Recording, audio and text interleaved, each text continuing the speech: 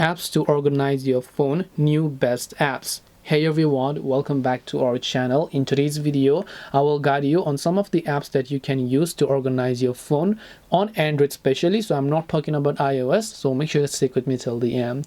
Now, whenever you use a phone, the most important thing is choosing the right wallpaper for your taste. So choosing the right wallpaper is also very simple. You can use and download from Pinterest, you can search them in Google, and nowadays even AI can generate wallpapers for you. So depending upon your taste, you can use wallpapers, or there are many quite popular wallpapers application which includes Pixel wallpapers or Wall-E or so many wallpaper apps like that. You can just choose the one. I personally don't have a favorite wallpaper app because all of them just provide apps. So in this case, you can just select backdrops that I might use a lot of times. So you can also use backdrops to get high quality free wallpapers.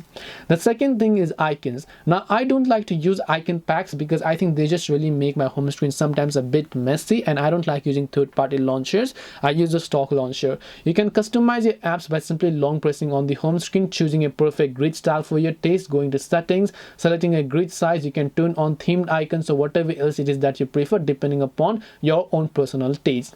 Last but not the least, I would like to talk about the widget pack, which really adds a very good aesthetic to your home screen design. Now the widget pack, of course, if you're an Android user, you must have already known of the KWGT widget pack, which is the most popular widget maker. So you can use KWGT as a base thing, and inside KWGT you have different types of KWGT apps. So in my case, I'm using Gem KWGT, which is one of the best KWGT apps out there. There should be some of the free packs and templates as well. You can go ahead and then long press on it and then add a particular widget and add a KWGT widget to your home screen.